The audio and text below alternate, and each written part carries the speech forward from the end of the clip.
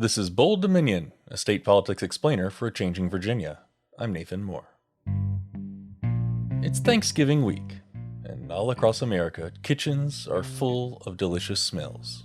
Ovens are preheating. Maybe football's on TV, or the Macy's parade. Family and friends are arriving at the front door, and the dogs bark every time somebody rings the doorbell. But so be it. There are hugs, there's joy, and we gather. We squeeze in around the table, make space for the extra friends who showed up, and we're glad they're here. It's Thanksgiving after all. It's a cozy vision. It's beautiful, really. And I hope you experience something like it this week. But across Virginia, and across much of America, there is one big problem with this cozy vision. Affording a home has gotten harder. This year, the average price of a single-family home in Virginia crossed the $400,000 mark. In many places, the median home far outpaces what a median income can afford. As people stare down skyrocketing prices, or skyrocketing mortgage rates, many folks begrudgingly accept that homeownership simply won't be in their future. Homeownership was the American dream of the 20th century. And since the 1950s, owning a home has been the key to America's middle class. It's how families built wealth and passed on middle-class living to their kids. Of course, that vision hid reality. Zoning and exclusionary housing policies systematically shut out people of color from homeownership. But nonetheless, owning a home, particularly a single-family home, was and still is a fundamental part of American mythology. There are calls to overhaul this version of homeownership. After all, maybe our ideas of success and stability shouldn't have to center around one-acre suburban lots. Maybe we can shift our vision of homeownership. There are some places in Virginia trying to do just that. They're working to lower housing prices and make that dream of homeownership a little more reachable. There's no silver bullet to fix the problem. It's not just a matter of building more housing. That is but one arrow in a quiver full of policies that could make housing more affordable. One such arrow is community land trusts, or CLTs. Community land trusts began during the Civil Rights era, grounded in a philosophy of racial justice and black empowerment. CLTs are nonprofits that acquire properties on behalf of a community. Buyers can buy in at lower than market prices and then build wealth and equity. In today's show, we talk with Erica Sims. She's the CEO of the Maggie Walker CLT in the Richmond area. But before that, we talk with Wyatt Gordon. He's a reporter covering housing, transportation, and land use at Virginia Mercury. He explains the missing middle, which is to say homes like duplexes and quadplexes that fall between single-family homes and giant apartment buildings. Wyatt Gordon talked with Bold Dominion producer Alana Bittner about how missing middle housing reframes our current ideas of home ownership. I was at the Virginia Governor's Housing Conference hosted in Arlington this year. And as part of that, we went on a tour of workforce housing projects being built. And on the tour, they were really happy about some affordable units that they were bringing onto the market. And these townhomes were starting at the price of $670,000. So housing in Northern Virginia especially is really expensive, but housing across the entire Commonwealth has been getting ever more pricey. What housing looks like in Arlington now, you have this interesting dichotomy because on the one hand, 75% of people who live in Arlington are renters. On the other hand, 75% of all land in Arlington is zoned for single family detached housing only. So you have this pretty perfect paradox where the vast majority of residents don't call single family detached homes home, but that's what Arlington as a locality through its zoning and land use regulations is choosing to prioritize for the vast majority of land. Since missing middle is a possible solution that Arlington is considering, since it's in the final phase of its missing middle housing study, just for people who don't know, what is the name referring to? What middle is missing in this idea? So missing middle refers to the idea of housing that is not single family detached, but is also not multi-story multifamily homes. So right now we're pretty much only building at the extremes of what type of housing can exist. So you see single family homes almost everywhere gobbling up the vast majority of land. And then in those very few places where multifamily units are allowed, because developers have such a small fraction of the land that they can actually build multifamily on, Arlington has actually one of the higher rates in the state at 25% of land available for multifamily. So when developers have a very, very small amount of land to build multifamily housing on, and we have vast demands for these types of units, the incentive is to build as many units as possible on the parcels that exist. So you get these really large towering buildings of 200 plus units. And what missing middle is this concept of going back to housing as it used to be. We used to have a lot more duplexes, quadplexes, small apartment buildings of 6 to 8 units. Most families who've been here and had the privilege of home ownership long enough can go back far enough and find a story where their family built a duplex, maybe in the 20s, 30s, 40s, and they rented out one half of the building to subsidize living in the other half. This is before land use laws and zoning existed. All of our current zoning regime kind of blew up in the wake of the Supreme Court ruling that you couldn't explicitly ban certain races of people from neighborhoods. So local officials had to scramble and find a way to exclude lower income, mostly Black people, and came up with the idea of single family zoning and detached homes. Even though when we go to some of our city's most successful neighborhoods, thinking of Ghent and Norfolk, the Fan here in Richmond, Old Town Alexandria, what we see is this very seamless blending of single family homes with apartments, with duplexes, and that kind of natural ability for us to have different types of housing at different price points, all within proximity to one another. That's really interesting. I feel like that also ties into something that feels like I don't know, a big draw or something rather attractive about this proposal is like that vision of community that it kind of encompasses of like these diverse areas with homes for seniors as well as young adults as well as for families and big emphasis on green spaces and really large emphasis on porches, like as opposed to, apartment buildings where you enter lobbies and it's very detached from the outside. Are you Yeah, I mean, I think a lot of ways we have a social isolation problem, and it's pretty obvious how we've done that. We've spent since the 50s really kind of atomizing communities and segregating people into different spaces, not just based on race, but based on age. We used to have pretty vibrant households with lots of people living in them, and households would be stacked on top of one another. And kind of the vision of the 50s is every household in its own little box, driving its own little box between boxes to do these little tasks. So, what you've ultimately created is a world in which people just don't naturally bump into each other anymore.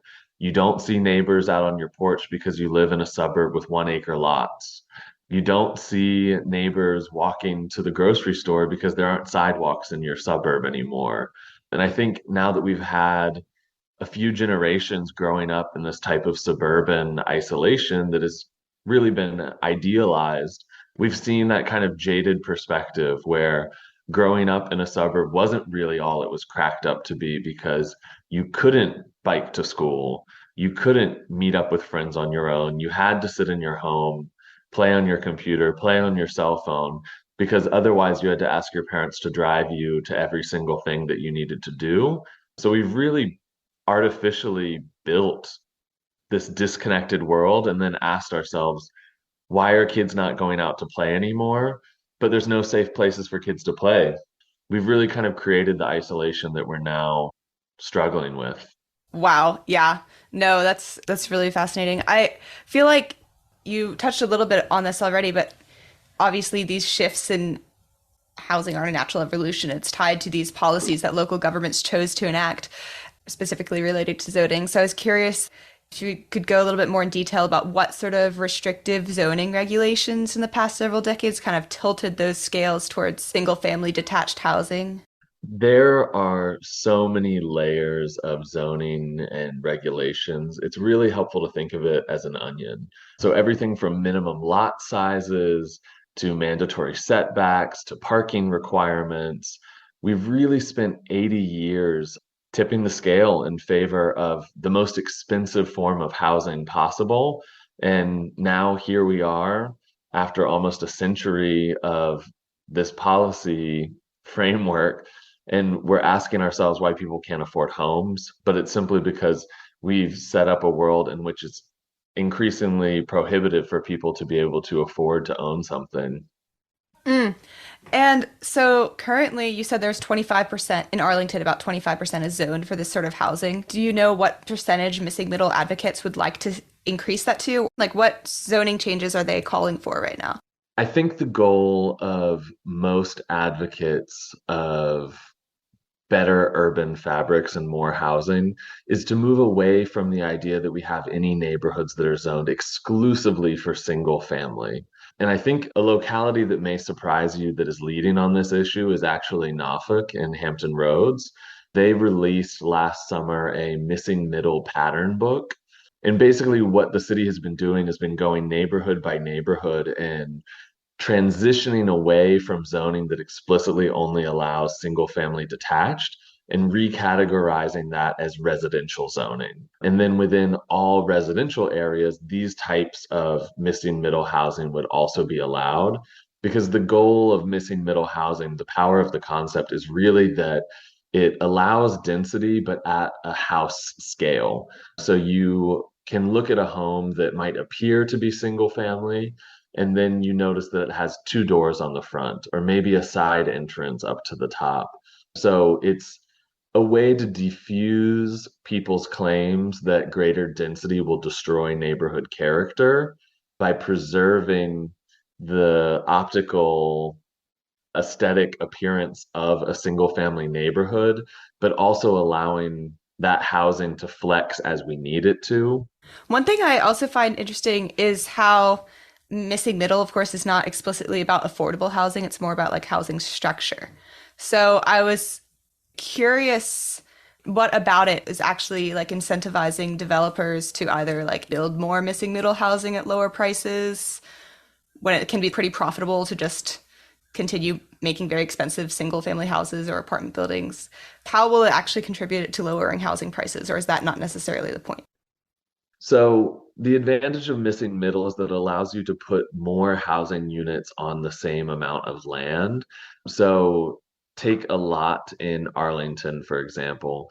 Maybe that house as a single family house would have gone for $1 million, and that's probably a low estimate. If you're able to split that up and build a quadplex there instead, maybe those units go for $250,000. So it's not necessarily that the parcel itself is any cheaper, but the individual chunks of housing that are then available for sale are more accessible to people, because it's just a fact that for 4,000 square feet, you're going to pay more than if you pay for 1,000 square feet.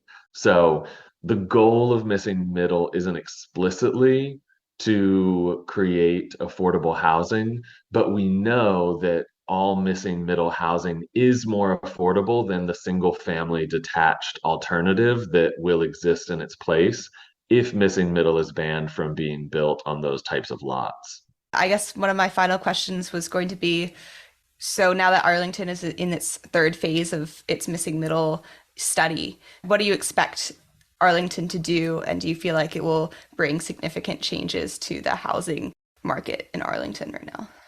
I think Arlington is just the tip of the spear on a trend that's happening across the Commonwealth, and that's the fact that home prices are out of control. People always act like affordable housing is a really difficult thing to solve, but at the base of the housing market, it's a market.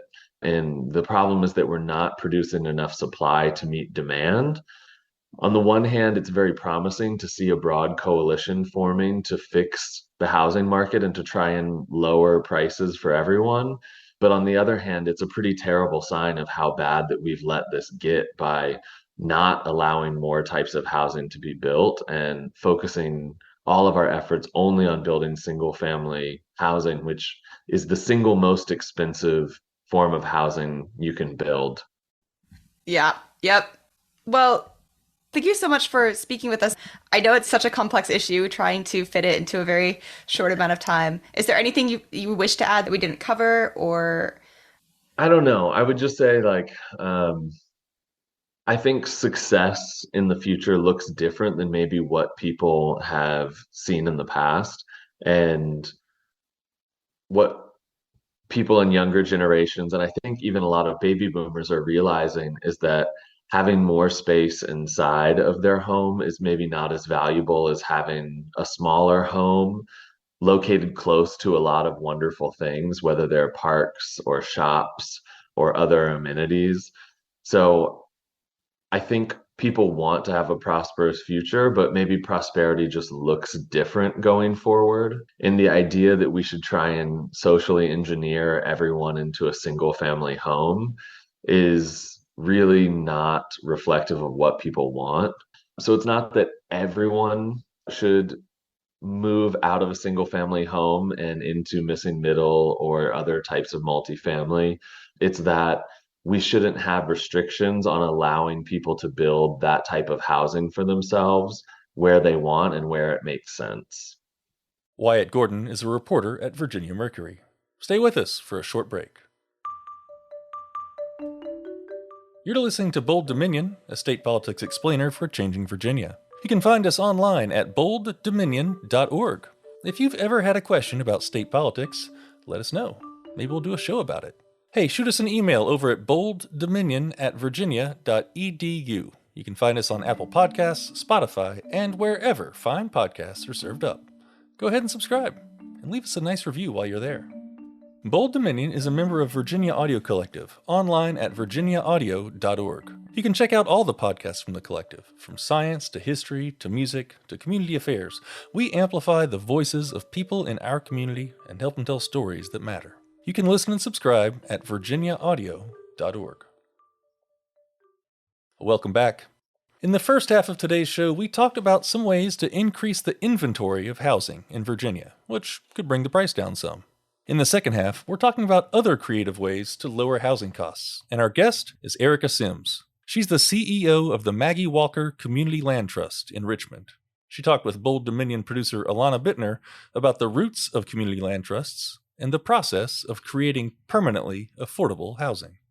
In the Deep South in Georgia, there were Black farmers and SNCC activists focused on civil rights, focused on the rights of Black farmers in the Deep South, who were looking for models of collective agricultural ownership as an antidote to sharecropping and other exploitative agricultural land ownership structures, and also to collective ownership around housing and affordability around housing. And they actually looked at some models and traveled to kibbutzes in Israel as some of their formative thinking around this arose. And the original community land trust that a lot of us like to point to as our origin is a land trust called New Communities, Inc., which was created in Georgia by the Sherads. And actually, Charles Sherrod just recently passed away, and there's a really great obituary about him in the New York Times, really describing all of his contributions to the movement.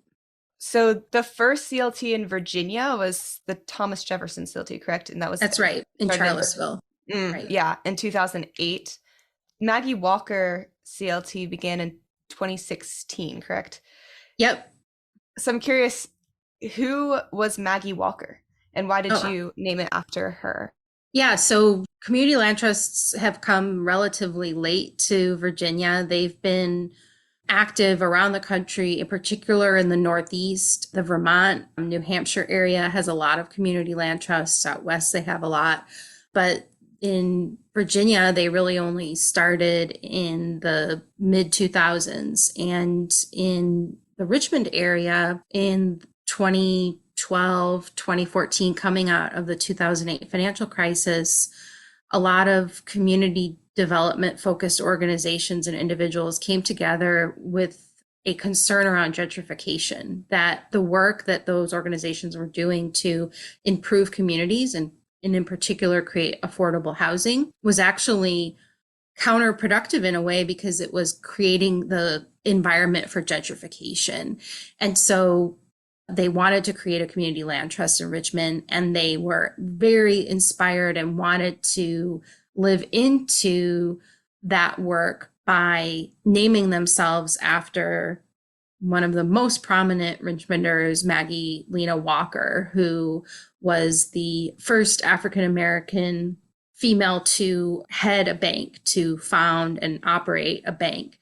And she really was a person who believed in Black wealth building and Black empowerment, and made tremendous contributions to thriving Black communities in Richmond. And so our community land trust really has a focus of racial equity. So our goal is not just to create affordable housing, but to reduce the racial wealth gap and to really be able to create housing opportunities in particular for people who have been historically excluded from homeownership opportunities. You touched on this already a little bit, but I was curious if you could dive more deeper into like, why did the Richmond area need a CLT and why that moment in time? Yeah, so I think the neighborhood of Church Hill in Richmond is really a key part of why the land trust was created. So Church Hill in the 90s and early 2000s was really declining. The housing stock was in significant decline. The property values were in significant decline. It was a historically Black community, and they were seeing a lot of disinvestment.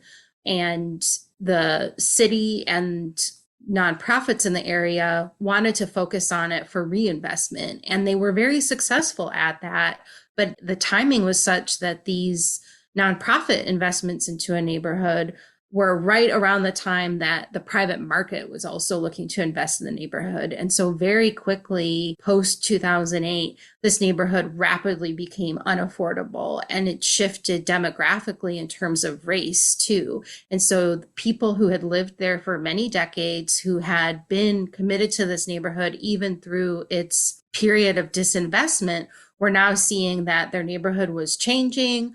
People like their family were not able to afford to live there anymore, and there was gentrification happening. And so that really was the key thinking behind wanting to create a community land trust, because what a community land trust would do is, if we could own homes in Church Hill, for example, they would be permanently affordable. And so when that home gets sold to the next homeowner, it won't go to the top of the market, the most expensive home on that block. It will be, again, affordable to someone, for our program, earning under 80% of the area median income, which is around $70,000 or $80,000, depending on the size of your family. And each year, every time that home gets sold, well, if it gets sold every 10 years, whenever it gets resold, it will still be affordable to a family earning that income, which means that the neighborhood will not be gentrified, at least in those homes that the Community Land Trust owns. Yeah, that's kind of phases nicely into, I wanted to transition into focusing on like how CLTs, like the nuts and bolts of how they work. And so how does the Maggie Walker Land Trust acquire land? It's a wide variety. So we do acquire properties on the private market. We raise funds to purchase properties for development as a subdivision or a home to renovate, all of those different ways any developer would acquire properties. So we do that. We also accept property donations. And then the third and most common way we've received properties is from the local jurisdictions, whether that's through the land bank or just as a donation from either the county or the city. We've received a lot of properties through the tax foreclosure process in the city of Richmond. For example, we received a property in Chesterfield County. They had decommissioned a school, and they had just a large vacant site with an old school on it, and they transferred that entire property to us to develop.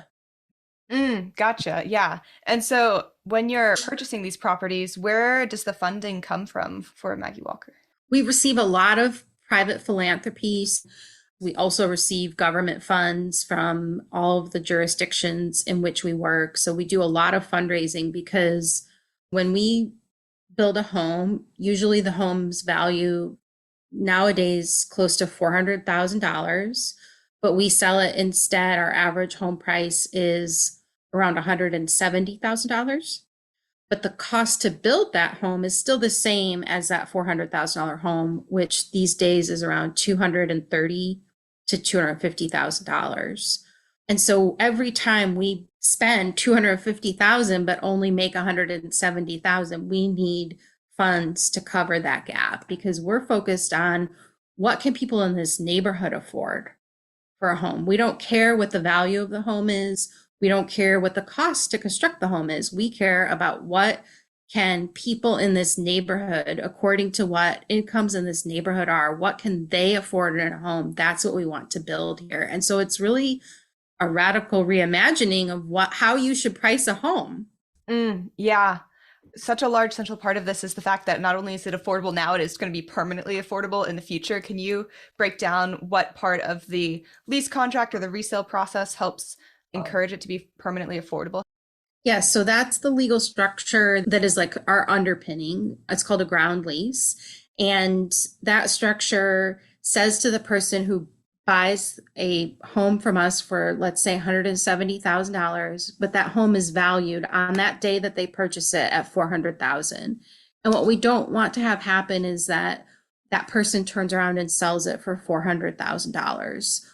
We want that person that buys the home to be able to build wealth. That is the goal here, is to see families who have been excluded from wealth building opportunities now able to be included in them. But we want to figure out a way that they can build wealth off of this affordable home, but leave wealth in the home for the next person that buys it. And so that ground lease document describes a formula that does that. And that formula says, when you go to sell this home, we aren't going to get an appraisal and figure out what the home is worth on the open market. That's not how we're going to define how much you get to make off of this home. The way we're going to define how much you get to make off of this home is, what can someone who earned just as much as you did back in the day, escalated for inflation and the time that has transpired, but what can you, the version of you today, afford in this home?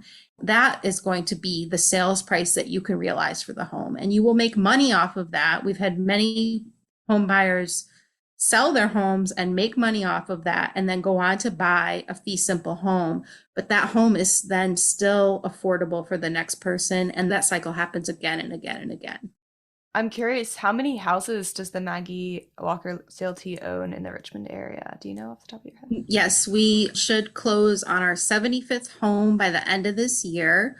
And we have another 150 in the pipeline. And so we're rapidly growing. The average size for a CLT around the country is around 10 units. So they're generally very small, very kind of grassroots.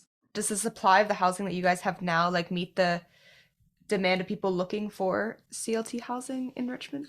No, we have a strong wait list. We generally have multiple offers for every home that we sell. I don't believe that we will really ever meet the need for this housing type, because this just doesn't exist any longer in our housing market. Starter homes, homes under $300,000, let alone homes under $200,000, don't exist. And these are very high quality homes. These don't exist in our market. And so I don't really feel that we can even attempt to meet that need. But what I want to see us do is continue to grow in a significant way, so that we are really an answer in the Richmond region's housing market, so that if someone needs this kind of housing, there is a sufficient pool of it available upon resale, upon new construction, that this can be made available to as many people as can make use of it. Yeah, definitely. I only have one more question, and maybe it's a little broad and expansive, but this is such a really cool radical model for increasing affordable housing. But like you were saying, it's constantly hindered by being in such a limited capacity. Do you think it's possible to make this more widespread? Is it possible to garner that political will to get this on a larger scale in Virginia? I do think that it is possible for this to scale dramatically. There are definitely federal funding and policy solutions that are on the table but have not been implemented. There is a tax credit program that has been proposed for a long time at the federal level that would be a tax credit on your federal income taxes that would be a significant enough size to promote affordable home ownership. And so if that type of program was approved, it would allow investors to invest in and receive that tax credit for funding programs like ours. And then the other is just that the state affordable housing trust fund has begun to prioritize community land trust structures in their funding opportunities. And so to the extent that their funding continues to grow, that priority should see additional resources for us. I think that that's just a matter of political will. And I think that over time, community land trusts have been discussed much, much more. And I expect that to continue because our housing market is shutting out increasingly larger swaths of our population from home ownership. And so I think solutions like the land trust will continue to be seen as an antidote to that and will continue to grow in popularity. But I guess the second way I'd like to answer that question is that we are really a radical reimagining of what the real estate market can and should be. Should homes escalate in value at a rate of 20 or 30% a year to the point where average income people can no longer afford to purchase homes? Or is there a different way to think about how homes should be priced, should be valued, and should be used? And so I think that we are really a way of doing that is completely outside of the current real estate market. And in that way, we would only become significant if the current real estate market was significantly changed or broken or disassembled. And so I see us as a option for that future if it were to ever come about. If the political will in this country changes to a degree that the real estate market does get disassembled, we are sitting here waiting with a wonderful model, an existing structure, and an infrastructure that can be put to use immediately to show an alternative way of housing ourselves. Erica Sims is the CEO of the Maggie Walker Community Land Trust in Richmond. Many thanks to her and Virginia Mercury reporter Wyatt Gordon for speaking with us today. My name's Nathan Moore and I'm the host of Bold Dominion. Our show this week was produced and edited by Alana Bittner. Find us online at bolddominion.org. And don't forget to subscribe. It's just a click away.